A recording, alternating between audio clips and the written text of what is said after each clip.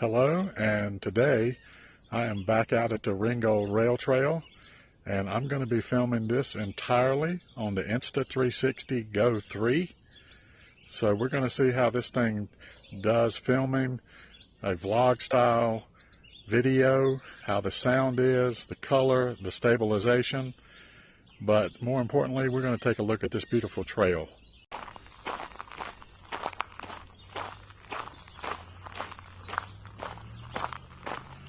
So the Ringgold Rail Trail is about 5 miles end to end. It's split by a street or road, and it's about 2 miles on one side and 3 miles on the other. It's pretty much all flat, as it used to be a railway, and as you can tell by the trail, as with any railroad, you will have drop-offs on both sides, and in the middle it's raised up where the track used to be.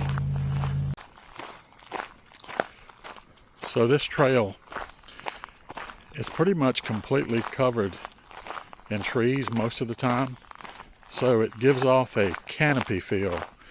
Even though it's bright and sunny out today, it's very shady in here and has a very dark look to it, but I think that's one of the beautiful things about this trail, is you can come out here and hike, and even if it's 86 degrees, it doesn't feel like it's 86 degrees here.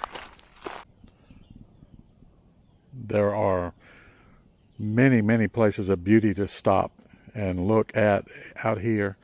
This place here, I used to think it was a pond because it was always filled with water. And there were always just tons of frogs out here croaking, almost deafening. And now that it's dried out, there is not a pond here. It's actually just a lower area off the trail.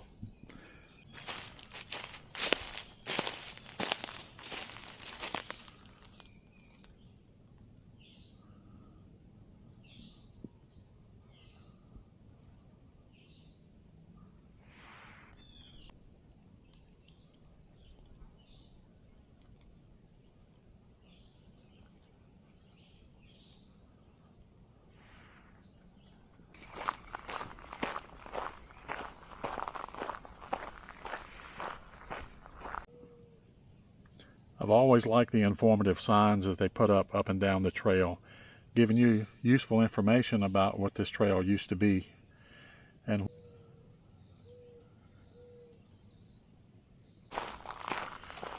so I also brought the Insta360 Go 2, the predecessor to this camera, just to use a little bit of footage, a little bit of point of view footage, and just to do some comparisons.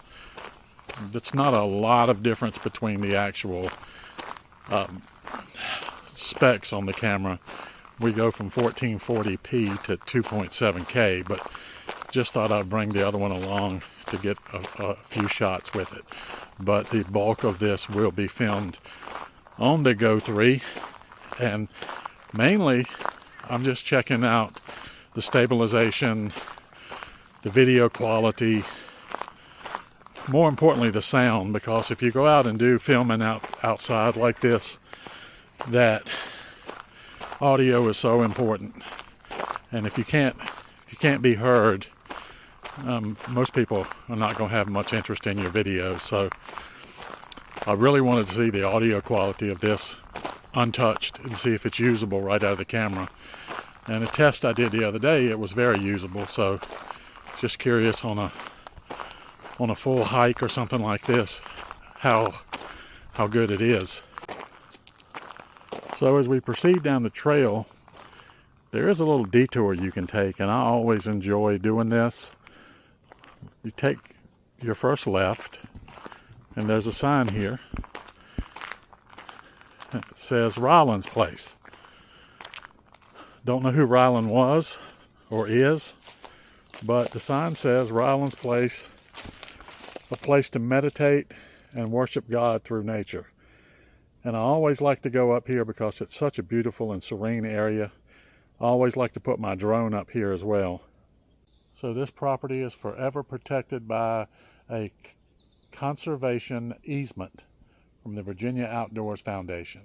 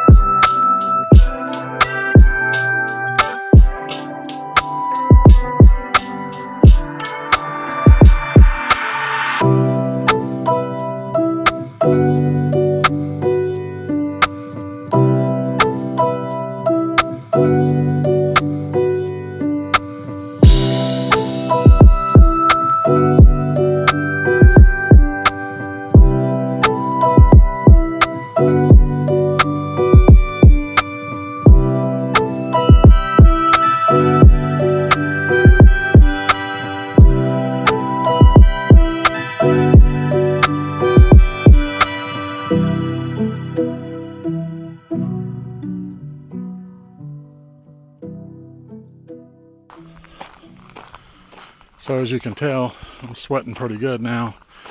I had to get out into the sun to fly my drone, and I did that for a little bit too long and got really, really hot. But it is cooled off in here on this trail under this canopy of trees. I would imagine if you were here on the day that it rained, if as long as it didn't rain super hard, you probably wouldn't even get wet. But this is a beautiful trail, especially when it's green like it is today. We come many times out here in the course of the year, and when it's fall and winter, it's a completely different look than what it is right now. But this is a beautiful trail. Again, it's flat, so if you're looking for something that's relatively easy to walk, you want to bring a dog with you or some kids, this is a great trail to do that on, because it's pretty much flat end to end. I think it's pretty much no elevation at all.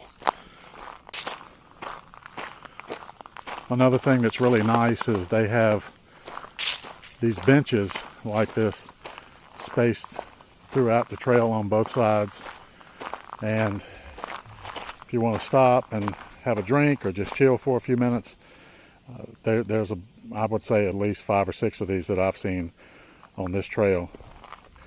Very nice.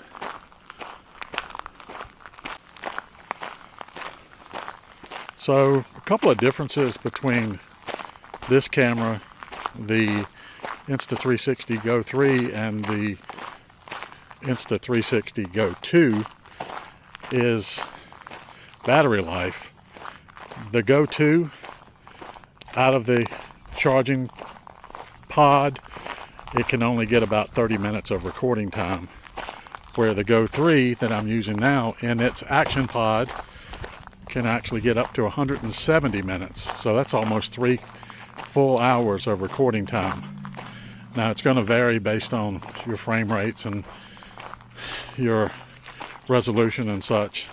You get a lot more by 1080p as opposed to 2.7K, but I just decided that I would do this entire hike today with the Go 3 just to see all of the benefits. There's a lot of people that don't think that the Go 3 is worth the upgrade, but personally I think just for the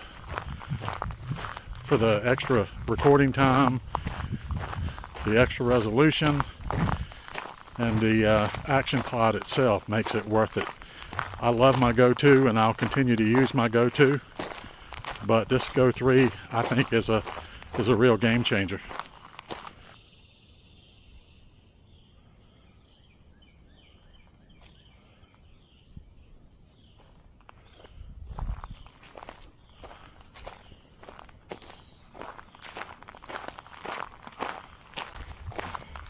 I think another big thing for me is the fact that it does have the action pod with the screen where you can look at and change all of your settings on the fly. With the Go 2, if you did want to change some of your settings, you would have to link it up to your phone and go in that way and change the settings. I mean, it was very simplistic just by using the button presses. But yes, you could change the settings. You could change the settings on your phone, but I've never been a big fan of having to tie something to my phone, especially when I'm out doing stuff.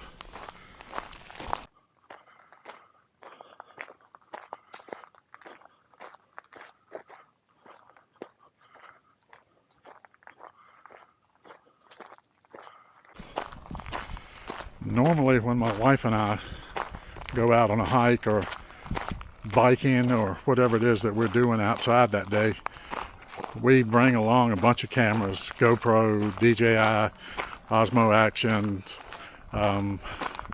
her Canon ZV-E10. We always bring a whole host of cameras, and lots of times we wind up not even using some of them.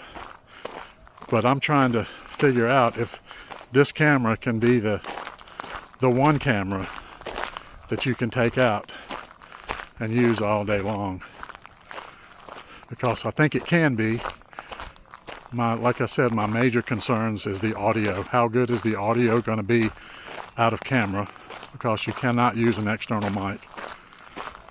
I know the stabilization is great. I know the video quality is awesome. Even at 2.7K, it's absolutely stunning. So I want to see what the audio quality is like.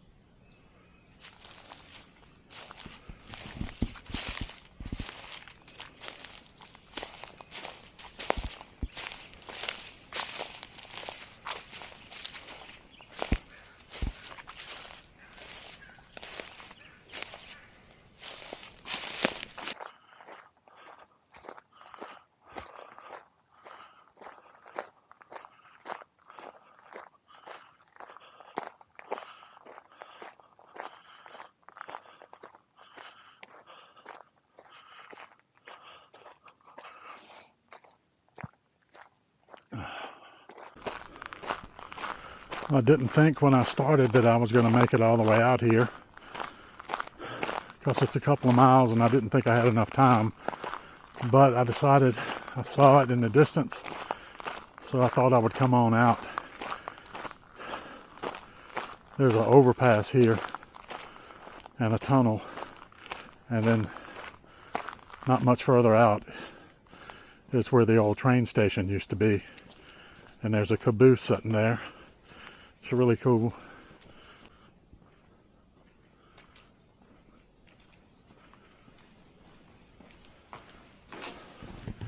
Lots of graffiti. Oh, I love that echo.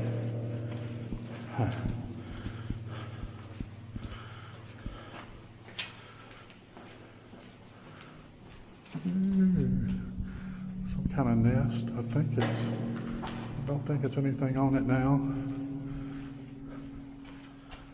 Maybe.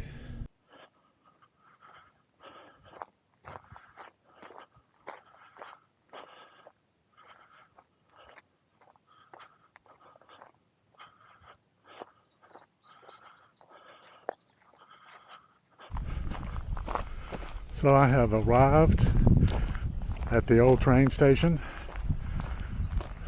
and the caboose. It's an old Norfolk and Western caboose.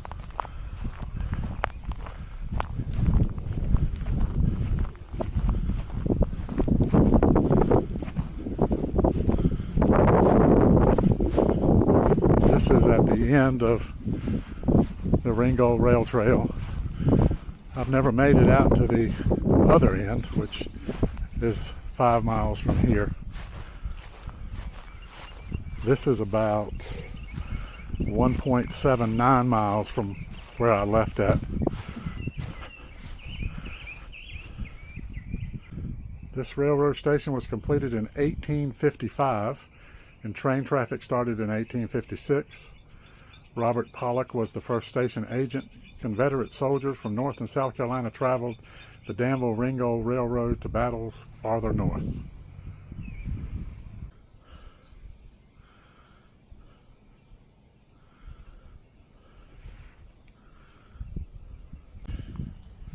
Now this is the trailhead at Ringgold Road, so you can start here if you'd like, or you can start where I did, which is kind of in the middle of the whole trail.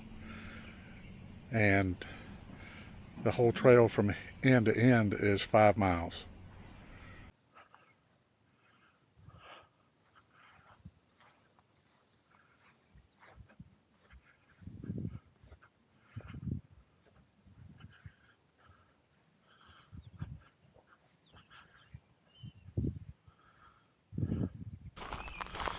So I'm going to start headed back. It's 1.85 miles to where I turned around at, so it'll be about 3.5 when I get back. Should be anyway. Now, one more look at the caboose. It's really cool to see an old caboose out here. It's actually very hot right out here in the direct sunlight. It was 86 degrees when I came out. I imagine it's even warmer now.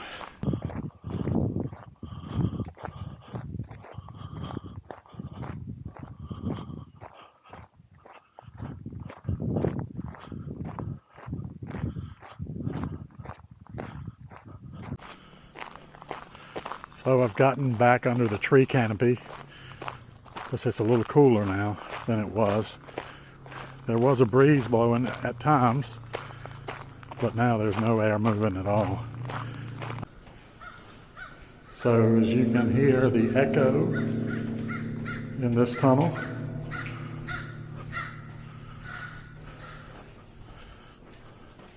And all of the graffiti. And as we come out.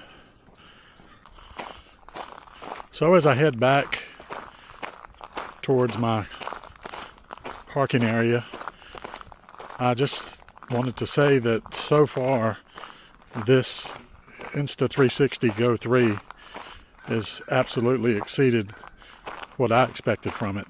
It has done everything that I wanted it to do. I haven't had any glitches or anything that it failed to do. I am running 2.7K 30 frames per second. That's the standard video mode. I've also got the field of view set to ultra wide. Almost fell, I stepped in a hole.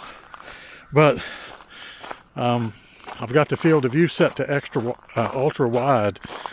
And I will say this, I've got this camera, it's literally probably a foot from my face, and the space that this thing records in with that field of view is amazing. How wide that is for this little camera. So I think the camera is awesome. I think if you have a Go 2 and you're satisfied with it, then by all means be satisfied with it. But this camera gives you enough new things to do with it that it definitely warrants a purchase if you use it. For me, again, I think the fact that it has a screen has made it a huge game changer for me, because that was my thing with the Go 2. Even though I loved it and I knew what it was going in, it would have been really nice to have, you know, an option where you can actually check your settings and make changes. And obviously you can do that with your phone. But like I said, I'm not one of those that likes to tie my phone up while I'm out hiking or biking or whatever I'm doing. But so far, I think this camera is awesome. And I think the footage is going to be beautiful. My only concern now is the audio levels when you take it out. Can it be usable audio? And we'll see when I get back. It looks like my buddies, the cows, are still down there cooling off and chilling by the creek.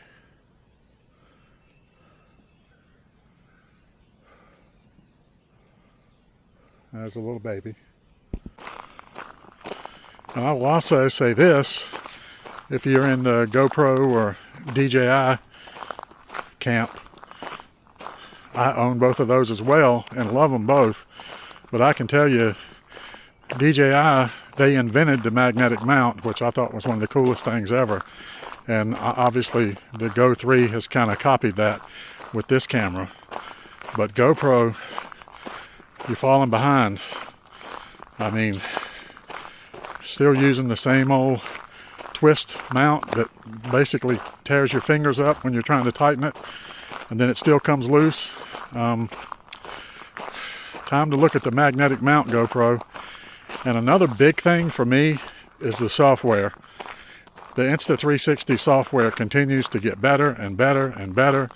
Now it actually has an AI edit where you can literally just click on your files, put 6 clips in there, hit AI edit, and it'll make you a nice video, give you 3 different links to choose from, like a short and a middle and a long one.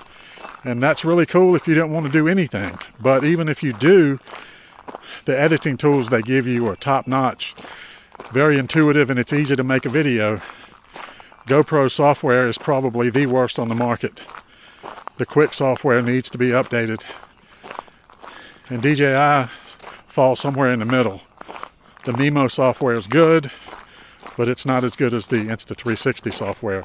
So when you're looking at the whole package, this camera right here, you can take this camera out, film for an entire day, go home and put something together in just a couple of minutes. I mean, seriously, it's so easy, where the GoPro has you struggling to figure out where to get your footage from. And I have been having a terrible time with my GoPro connecting to my phone so I can actually download the footage. So hopefully GoPro will either come out with a new app or upgrade the Quick app. But again, the entire package with the Insta360 is just top notch.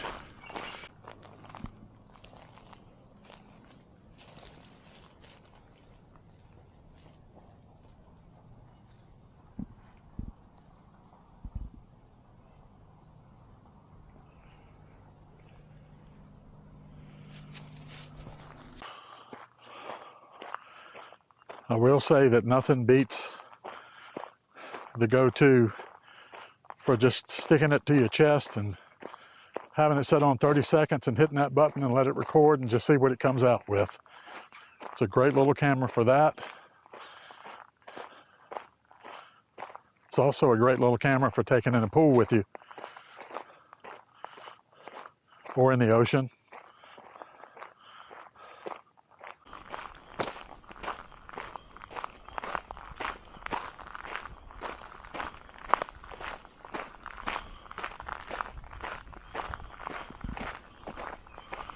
There you can see that tree canopy I was talking about earlier, where literally most of this trail is completely covered, so it shields you from the sun for the most part.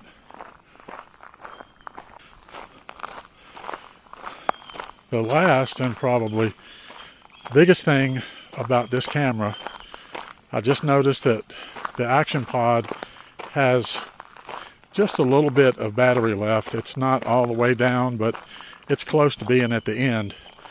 But my camera, the Go 3, actually is fully charged because it hasn't even kicked into that battery yet. And I've been doing this for 1 hour and 50 minutes. And this is absolutely something you could never do with a Go 2. There's no way. The Go 2 has 30 minutes of battery life. The charging case will give you 2 extra charges, but then you got to wait for it to charge as well. So there's no way that you could do what I'm doing today with the Go 2. And that's what I wanted to find out. Could I make an entire video walking and talking and recording nature on one camera, one battery? And I can do that.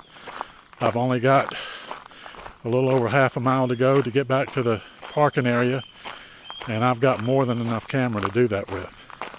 And like I said, while the Go 2 is a great camera, the Go 2 absolutely could not do this.